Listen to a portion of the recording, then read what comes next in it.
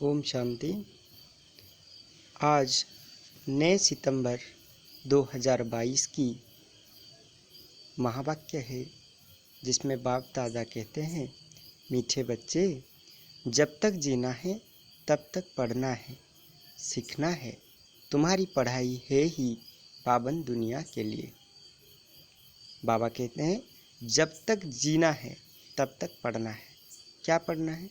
मुरली पढ़ना है, क्योंकि मुरली है शिव बाबा की श्रीमत। सीखना है, बाबा से सीखना है। तुम्हारी पढ़ाई है पावन दुनिया के लिए, सतयुग के लिए। जैसे कोई बारिस्टरी पढ़ते हैं, डॉक्टरी पढ़ते हैं, तो क्या करते हैं?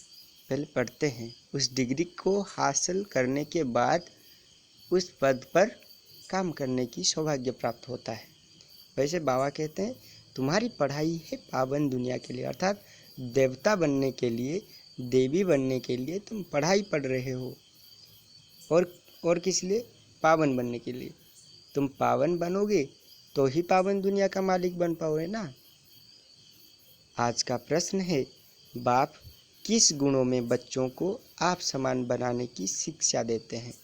उत्तर है, बाबा कहते हैं, बच्चे, जैसे मैं निरहंकारी हूँ, ऐसे तुम बच्चे भी मेरे समान निरहंकारी बनो। यानी अहंकार मुक्त, अहंकार रहित। एक भी भूल चूक अपने अंदर ना हो, अहंकार की वशीभूत होकर किसी भी कर्म ना करें, इसके प्रति तुम सावधान रहो। बाप ही तुम्हें पावन बनने की शिक्षा देते हैं। पावन बनने से ही बाप समान बनेंगे। पावन बनने बिगर कोई बाप समान बन नहीं सकता।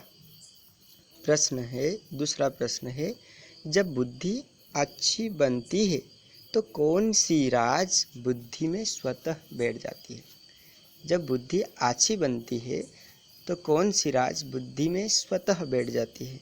उत्तर है, मैं आत्मा क्या हूँ, मेरा बाप परमात्मा क्या है, उनका पाठ क्या है, आत्मा में कैसे अनादि पाठ भरा हुआ है, जो बजाती है रहती है। यह सब बातें अच्छी बुद्धि वाले ही समझ सकते हैं।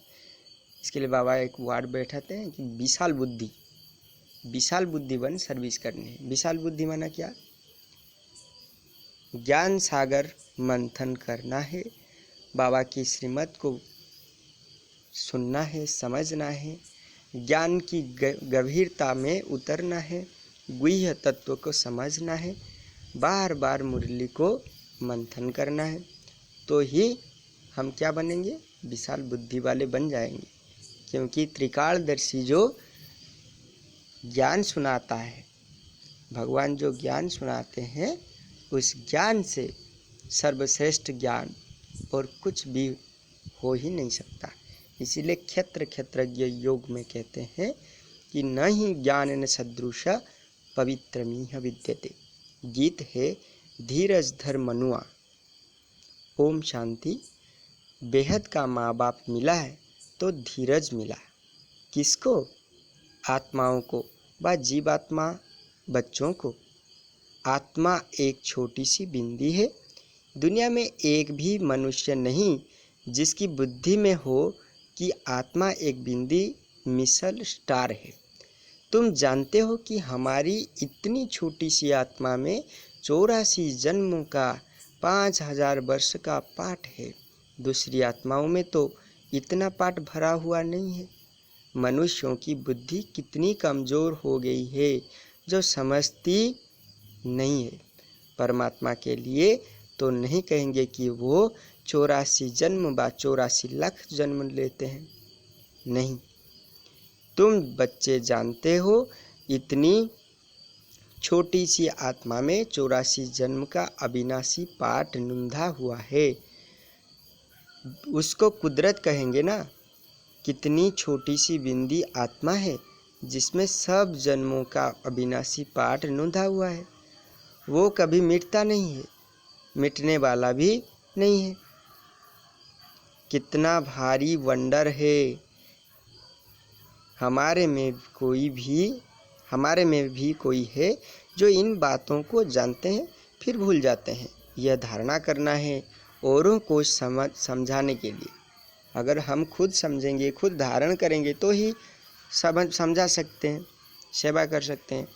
बाप परमपिता परमात्मा को करण करावनहार कहा जाता है। वो भी करते हैं सिखलाने के लिए। उनको निराकार निरहंकारी कहा जाता है। उनका अर्थ भी कोई समझ ना सके। यह गुण बच्चों को ही सिखलाते हैं। बच्चों को भी ऐसा निरहंकारी बनना है। ज्ञान सागर है तो ज्ञान भी सुनाना पड़े ना। पतित पावन है तो जरूर आकर पतितों को ही शिक्षा देंगे पावन बनने की। कौन सी शिक्षा देंगे? पावन बनने की। जैसी सन्यासी शिक्षा देते हैं सन्यास करवाने के लिए, यह भी 5 विकारों का सन्यास करना है। यहाँ सन्यास माना नहीं कि घर बार छोड़ कर जाना है। सन्यास माना 5 विकार को छोड़ना, सन्यास करना। पतित पावन ही आकर शिक्षा देंगे, नहीं तो हम पावन कैसे बने? गाया भी जाता है, जब तक जीना है तब तक सीखना है, पढ़ना है। स्कूल में भी तो ऐसे नहीं कहा जाता है। उसमें तो इस ही जन्म में पढ़ाई की प्रारब्ध भोगनी है। कोई पढ़कर क्या बनेगा? पुलिस बनेगा, बारिस्टर बनेगा, इंजीनियर बनेगा, तो इस जन्म की प्रारब्ध है, दूसरे जन्म तक नहीं जा सकता। यहाँ तो कहा जाता है जब तक जीना है तब तक पढ़ना है, अंत तक कर्मातीत अवस्था को पाना है, आत्मा को योग से पवित्र बनना है। जितना योग में रहेंगे तो तुम्हारी आत्मा गोल्डन एज में जाएगी। फिर आयरन एज में ना आत्मा को ना शरीर को रहना है। तो जितना हम योग में रहेंगे, राजयोग की अभ्यास करेंगे, खुद को आत्मा ज्योतिर्बिंदु उस परमात्मा के बच्चे समझकर हम उसको याद करेंगे, तो हमारे में जो जन्म जन्मांतर के जाने अनजान में हुए विकर्मों का विनाश होता जाएगा। इसीलिए शिव को क्या कहा जाता है? पाप कटेश्वर, पाप को काटने वाला, मुक्तेश्वर, मुक्ति देने वाला। हम पढ़ते ही है पावन दुनिया में आने के लिए, जिसको गीता में कहा गया है कि परम पद प्राप्ति। परम पद माना सबसे बड़ा पद, सबसे ऊंची पद, नर से नारायण, नारी से लक्ष्मी समान। यह ऐसी गुह्य बातें हैं जो कोई कब समझा ना सके। और तो मनुष्य क्या क्या करते रहते हैं। साइंस घमंडी कैसी कैसी चीज़ बनाती है। स्टार मून पर भी जाने की पुरुषार्थ करते हैं। तुम समझते हो इनसे कोई जीवन मुक्ति नहीं मिलती है। करके अल्पकाल क्षण भंगुर सुख मिलता है। एरोप्लेन से सुख भी मिलता है तो दुख भी मिलता है। कल एक्सीडेंट हो जाए तो दुख होगा। स्टीमर डूब जाता है, ट्रेन का एक्सीडेंट हो जाता है, बैठे बैठे भी मनुष्य हार्ट फेल हो जाते हैं। सुख धाम में तो है ही अलग। सुख धाम माना वैकुंठ, माना पैराडाइज, माना स्वर्ग, जिसको जन्नत कहा जाता है। उसमें क्या अलग सी बात है। वहाँ सदैव सुख ही सुख रहता है, दुख का कोई नाम ही निशान नहीं, नाम निशान ही नहीं। इस दुनिया में जो भी सुख है वो है अल्पकाल कागविष्टा समान। तुम बच्चों को अभी बहुत अच्छी बुद्धि मिली है। मैं आत्मा क्या हूँ, मेरा बाप परमात्मा क्या है, उनका पाठ क्या है, हमारा पाठ क्या है, सारा बुद्धि में राज है। तुम बच्चों में भी सबके 84 जन्म नहीं कहेंगे। सब थोड़े ही सतयुग में इकट्ठे हो जाते हैं, इसलिए सबके पूरे 84 जन्म नहीं कहेंगे। चंद्रवंशी में भी पिछाड़ी तक आते रहते हैं। वृद्धि होती जाएगी, जन्म थोड़े होते जाएंगे। ये विस्तार की बातें हैं। बूढ़ियों को पहले अल्फ वे पक्का कराना है, अर्थात बुजुर्गों लोगों को, बूढ़ियों को, बूढ़े मानव, बूढ़े आत्मा तो बूढ़ा नहीं होता, शरीर बूढ़ा होता है, तो उनको पक्का करना है। क्या पक्का करना है? अलफ और बे, यानी भगवान और उनका वर्षा, आशीर्वाद। अलफ माने बाबा, वे माना बादशाही।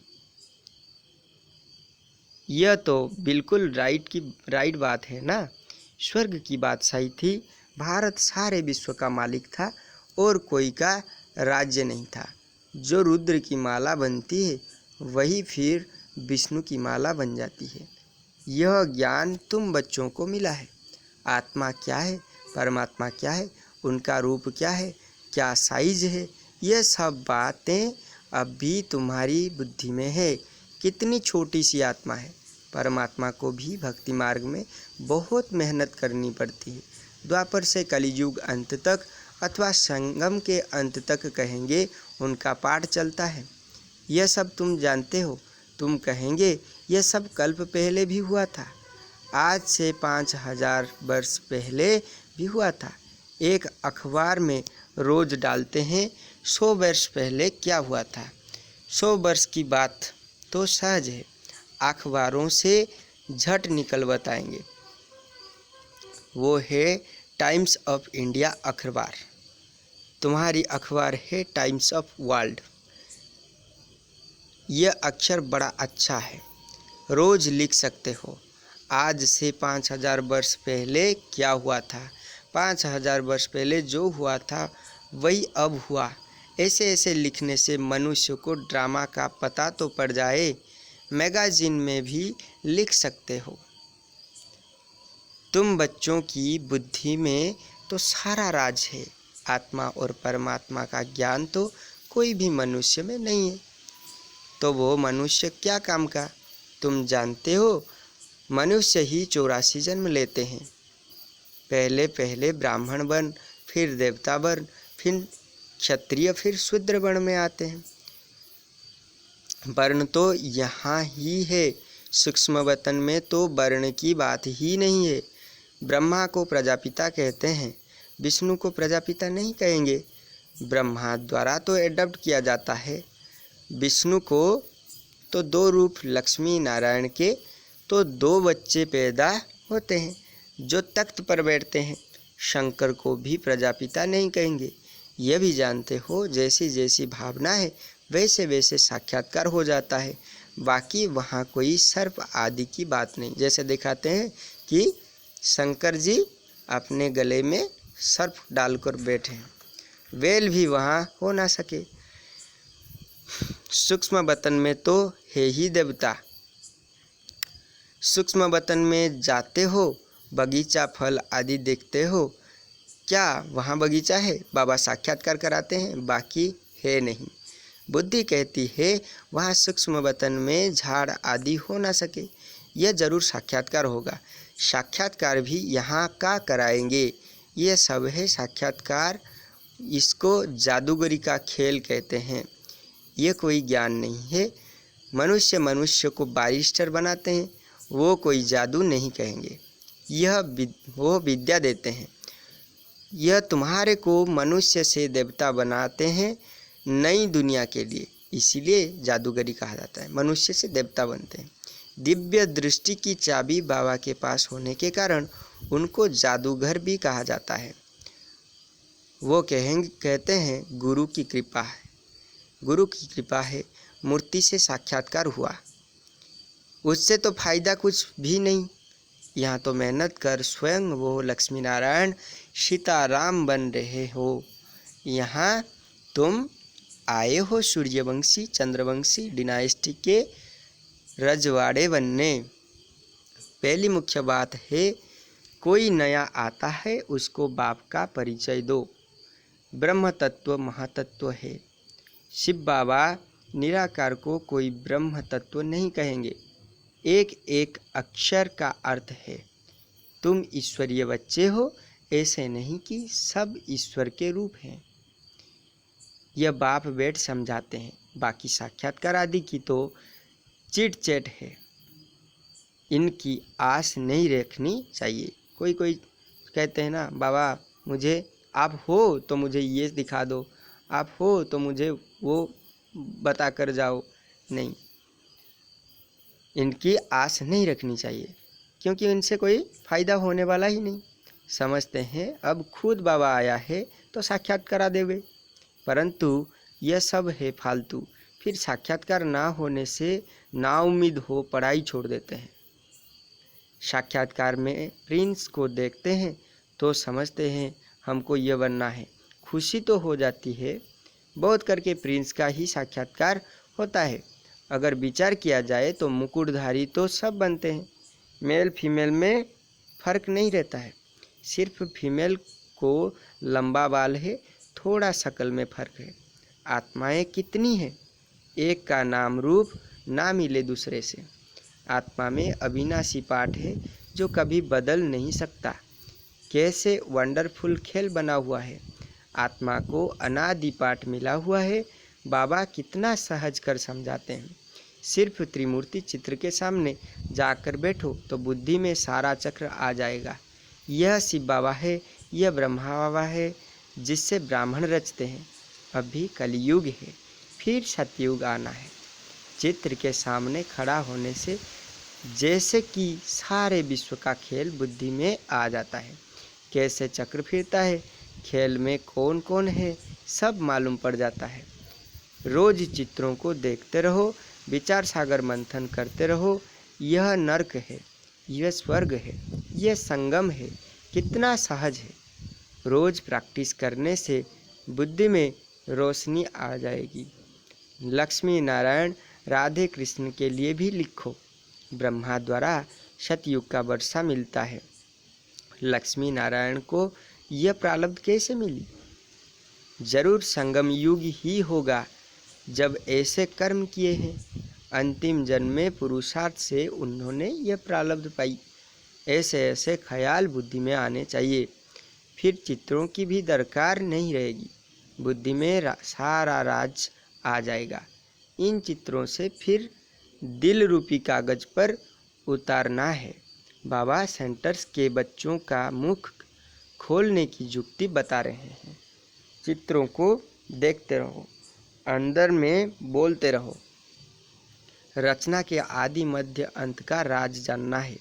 झाड़ में क्लियर है। तपस्या यहाँ कर रहे हैं राजयोग की। किसकी कर रहे हैं? राजयोग की। ये मनुष्य से देवता बनते हैं। फिर भक्ति मार्ग कैसे शुरू होता है? जो जो जिस जिस धर्म के हैं उसमें ही फिर आएंगे। जो जिस धर्म के होंगे वो फिर उसी धर्म में आएंगे, क्योंकि ये ड्रामा है। ड्रामा जैसे होता है वैसे हूबहू रिपीट होता है। कितना सहज है, उन पर ही समझाना है। आत्मा क्या है, परमात्मा क्या है, उनमें अनादि पाठ नूंधा हुआ है। सतयुग में हम सुख का पाठ बजाएंगे, इतने जन्म लेंगे। शमशान में जाकर किसी को समझा सकते हो। जब तक मुर्दा जल जाए तब तक बैठ सत्संग करते हैं। तुमको कोई रोकेगा नहीं। बोलो आओ तुमको हम समझाए, सुनकर बहुत खुश होंगे। बात करने वाले बहुत समझदार शयाने चाहिए। कहाँ भी जाकर तुम समझा सकते हो। समझाते तो बाबा बहुत अच्छी तरह से। तुम्हारे कच्छ अर्थात बगल में सच है। मनुष्यों के कच्छ में झूठी गीता है। मनुष्य के पास क्या है? झूठी गीता। गीता कभी झूठी नहीं होती, लेकिन गीता को झूठी बनाया गया है। कैसे? एक पहले आए लिख कर गए, फिर आए, फिर उस पहले वाले गीता को देख करके और अपने कुछ मन मत मिलाकर फिर लिखे। उनको देख फिर और एक आए फिर लिखे। तो ऐसे मन मत के अधीन होकर गीता अनेक स्थान में क्या हुआ है? झूठी जुक्ति देने वाली बन चुकी है। तुम्हारे बगल में सारे विश्व की हिस्ट्री ज्योग्राफी है। श्री कृष्ण के चित्र पर भी तुम अच्छी तरह समझा सकते हो। इनको श्याम सुंदर क्यों कहते हैं? आओ तो हम आपको कहानी सुनाएं। सुनकर बड़े खुश हो जाएंगे। भारत गोल्डन एज था, यानी सुवर्ण युग था। अब पत्थर एज है, सांवरा हो गया है। कामचिता पर बैठने से काला मुंह हो जाता है। कामचिता माना काम विकार पर पड़ने से आत्मा की आत्मिक ज्योति बुझ जाती है। तो बाबा कहते हैं कामचिता पर बैठने से काला मुंह हो जाता है। ये सबसे बड़ा अपवित्रता है। तो ऐसे ऐसे समझाने से तुम बहुत कमाल कर दिखा सकते हो। तीन चित्र भल साथ में हो। एक चित्र पर समझाकर फिर दूसरे चित्र पर समझाना चाहिए। बहुत सहज है, सिर्फ पुरुषार्थ की बात है। टाइम तो बहुत है, सवेरे मंदिरों में चले जाओ। आओ तो हम तुमको लक्ष्मी नारायण की जीवन कहानी सुनाएं। भक्ति मार्ग में यज्ञ तप तीर्थ आदि करते करते तुम एकदम कोड़ी मिसल बन पड़े हो। फिर शास्त्रों ने क्या सहायता की? हम आपको सच बतलाते हैं, सच ही सहायता करते हैं। अच्छा, तो कौन करते हैं? सच ही हमको सच सहायता करती है। जैसे अंधेरे में हम चलते हैं तो हम चक्षुष्मान होके भी देख नहीं पाते। अगर लाइट की व्यवस्था है, हमारे पास लाइट है, तो हम आराम से चल सकते हैं। वैसे ज्ञान की नेत्र है, ज्ञान की रोशनी है, तो ये हमको क्या करेगा? जीवन की राह में चलने के लिए सहायता बन सकता है। अच्छा, मीठे मीठे सिगिलद्धे बच्चों प्रति माता पिता बाप दादा का याद प्यार और गुड मॉर्निंग। रूहानी बाप की रूहानी बच्चों को नमस्ते। हम रूहानी बच्चों की रूहानी बाप दादा को भी पद्मा पदम गुना याद प्यार, गुड मॉर्निंग और नमस्ते नमस्ते नमस्ते। ओम शांति। धारणा के लिए मुख्य सार में पहला पॉइंट में बाबा आज कहते हैं, पढ़ाई पर पूरा पूरा ध्यान देना है, बाकी साक्षात आदि की आस नहीं रखनी है। ना उम्मीदवन पढ़ाई नहीं छोड़नी है। ऐसा नहीं सोचेंगे कि बाबा ने मुझे साक्षात्कार नहीं कराया तो मैंने पढ़ाई छोड़ दिया, ऐसे नहीं, क्योंकि इससे कुछ भी फायदा होने वाला ही नहीं है। सेकंड पॉइंट है, चित्रों को देखते विचार सागर मंथन कर हर बात को दिल में उतारना है। राजयोग की तपस्या करनी है। राजयोग की तपस्या करने हैं, क्योंकि ये हमारे अंतिम जन्म है। अंतिम जन्म में सारे जन्मों की हिसाब किताब चुकत होगी, विकर्मों की विनाश होगी। तो हम विकर्म विनाश कैसे करेंगे? भोग से या योग से। भोग से करेंगे, यानी कष्ट, दुख, रोग, डिप्रेशन आदि भिन्न भिन्न प्रकार की भोगना पड़ेगा। वरना हमको योग की मार्ग में चलना है। राजयोग में चलेंगे तो हमारा क्या होगा? विकर्म भस्म होते जाएंगे, कटते जाएंगे। इसलिए शिव बाबा को कहते हैं पाप कटेश्वर। वरदान है, अपने मस्तक पर सदा बाप की दुआओं का हाथ अनुभव करने वाले विघ्न विनाशक भवो।